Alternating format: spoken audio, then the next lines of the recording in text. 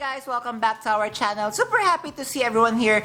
Guys, for today's episode, I'm going to share to you up-and-coming Louis Vuitton bags. If there are prices, links, and product codes, I would be including it here. So please make sure that you do a screenshot and check with your CAs for availability. So what are you waiting for? Let's start shopping. Hi guys, Ron here is looking budgetarian fashionista. I publish vlog every Wednesdays and Saturdays about lace, about fashion. I do luxury shopping vlogs, also unboxings. I also do bag reviews and provide styling tips. I'm inviting you to please join our ever-growing fam. There's a cute little icon here, so please click on this one so you can easily subscribe and be a member of our growing luxury addicted family. Please like and share this video and follow me on my new Instagram account, that's @Ramir52, for daily updates and styling tips coming from me. Hi guys, are you ready for this new and up-and-coming Louis Vuitton bags? Prices, SKUs, features, release dates are included. Please take a screenshot and check with your CAs for availability. Thank you to Foxy LV, Gem LV, LVX Val, Brittany LV, and Sarah Bo for sharing these. Happy shopping guys! Alright guys, let us start first with the Nano Alma. So here we have in black epi leather. Price guys is very affordable. That's $1,820 US. Please stand by for the SKU. Guys, we have the size here. Please take note, 7.1 inches by 4.7 inches by 3.1 inches. Here we have it in the color lime green. Again, the material of this one is in beautiful epi leather. It comes with a detachable crossbody strap, and all of which comes in silver hardware. For the release dates, everything is available for pre-order now, so kindly contact your CAs ASAP. Then of course we have it in this very beautiful orange epi Nano Alma. Same price, $1,820. So later we are going to see more comparison, but on the photo here we are going to see the one on the back is the regular size Alma BB. Then we have also a Nano Alma in beige epi, same price, $1,820 USD. As you can see, all of the hardwares are all silver. So actually I do prefer the silver hardware because in my experience sometimes the gold hardware really fades very easily. So guys, here are more detailed look of this bag. So the length is 18 centimeters, height is 12 centimeters, and depth is 7 centimeters. So here in the photo, it would easily fit in the Louis Vuitton Victorine wallet if I'm correct. And guys, please take note that this is bigger than the Toiletry Pouch 15. Also, it is bigger than the mini pochette because the length of the mini pochette is only 5.5 inches. As you can see, so here is again the comparison to the Alma BB. What do you think of the Nano Alma? Again, I feel for this one, this is moderately priced compared to their counterpart, like for example the Pochette Métis in the canvas version, which is super expensive. So if given a chance, I would want to see this in person. So as you can see here, so what do you think of the size guys? Then we have from the Fall Winter 2023 Runway collection. First is we have the Petite Sac Plat. Price is $2,030 US. Feature is colors the MONOPANAME beige. It has vachetta trims, coated canvas, and printed design, and comes with a shoulder strap. Launching July 28.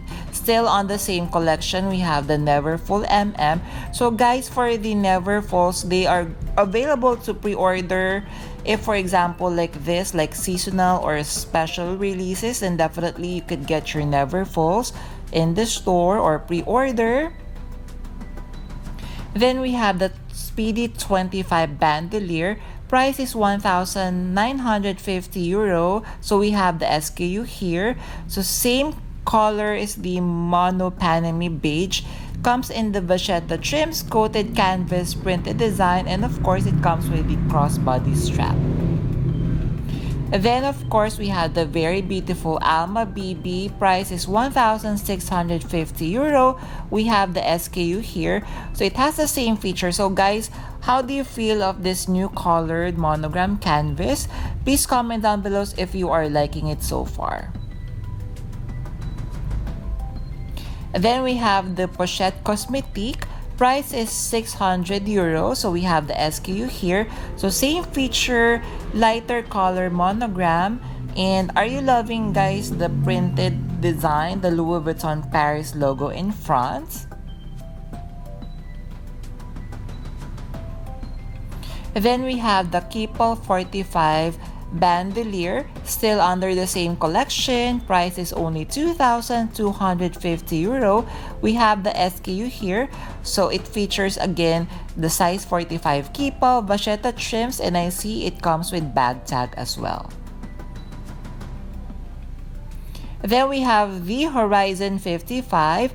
Price is 3,200 euro.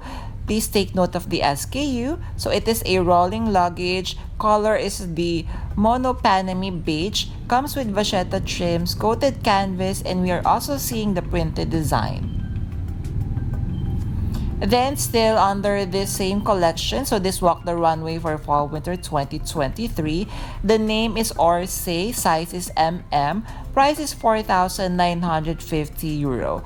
So again, I feel that Louis Vuitton is trying also to take a bite at the quiet luxury trend. So what do you think of this new style of bag? So again, we have here in color. I'm not really sure how to pronounce this, but this looks like a beige color to me. Price is 4,950 euro. We have the SKU here. So it is a leather bag, box bag style. I believe this is a crossbody strap, and we are going to see it has a luggage type, a lock rather, and it comes with gold hardware as well. So it comes in this very beautiful white color as well. Guys, please do comment down below, how do you feel of this new lock that LV is using? I think this is the first time that I'm seeing them use in a bag, not a luggage. What do you think? Still, we have the Orsay MM, this one in the noir or black. Price is still 4,950 euro. I love the black leather with gold hardware. So what do you think of the hardware, guys? Is this the first time that LV is doing this on their bags? Then we have the MONOPANAME leather collection. Firstly, we have the Kuzan PM. Price is 4,100 euro. We have the SKU here. So it features this very beautiful lambskin leather. Comes with gold hardware, gold chain strap with canvas strap. Release date is July 28, 2023. We have the Dauphine MM still under the same collection. For the price, please do stand by. But good news is we have the SKU here. So we have combination of empreinte leather with smooth leather trims. Comes with gold hardware, gold chain strap, and canvas strap. Guys, are you seeing how beautiful the color of the canvas strap is? Then we have the Petite Malle tricolor still under the same collection. For the price, please do stand by. So it features white leather, tricolor monogram, how beautiful that is. Then we have gold hardware with leather crossbody strap. Then we have the Twist MM. We have the SKU here, so just kindly do stand by for the price. It is made of white epi leather. It has gold hardware, and guys, it features also the very beautiful printed multicolor guitar or canvas strap. Then we have the square bag tricolor. Price is 2,800 euros. So please do take note of the SKU. So blue leather. It has a tricolor monogram combo. Gold hardware with gold chain strap.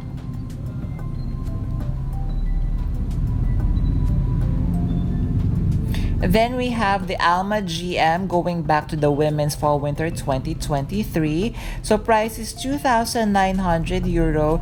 It features beige leather, black leather trims, gold hardware, and it has a trompe-l'oeil or painting effect of the clochette, and it also has the painting of the Louis Vuitton logo. Then we have newer bags of camera box, again from the same collection. Price is 2,700 euro. We have the SKU here. So it features the monogram canvas plus the reverse monogram canvas. It is a top handle, gold hardware. It has S-lock, gold chain, and leather strap. Then we have the Samoir BB. So guys, please stand by for the price and SKU. So it is made of monogram canvas, and we are seeing it has a fully detachable vachetta top handle and fully detachable vachetta crossbody strap, and I'm seeing that it is fully adjustable. Then guys, OMG, this is so cute. So we have the Neverfull BB. Price is very affordable, 1,900 USD. So it has two SKU, monogram beige and the monogram pivot. So measurement is 24 cm by 9 cm by 14 cm, and it is now open for pre-orders. Then we have newer bags now. So we have the Nuevo Bolso. So price SKU, please stand by. So this is from the Lock Me range. So it looks like the pochette piece. It features twist lock closure, top handle that can be flattened, gold chain shorter, and it has a longer leather crossbody. So here it is what it looks like, guys, when worn. So as you can see, the size is really comparable to the regular pochette piece. And here's, if you want to use it on a dressy occasion, just choose the leather chain and use it as a crossbody. Opening, it has 3 compartments. I believe same with the pochette piece. There, did you enjoy our episode for today? So if you have stayed until this part of this episode, please do leave me a heart-shaped emoji. I would really appreciate it. Thank you. So before we end our episode, guys, please comment down below among the very beautiful selection that we have discussed for today. Do you like anything so far? What are your thoughts? Please do comment down below. Before we end, I'm inviting you to please join our ever-growing fam. There's a cute little icon here. So please click on this one so you can easily subscribe and be a member of our growing luxury addicted family. Please like and share this video and follow me on my new Instagram account. That's at Premiere52 for daily updates and styling tips coming from me. Thank you for staying with me in today's episode. I'm going to leave a couple of videos here for you to check out. Please stay safe. I'm going to see each and every one of you soon. Bye!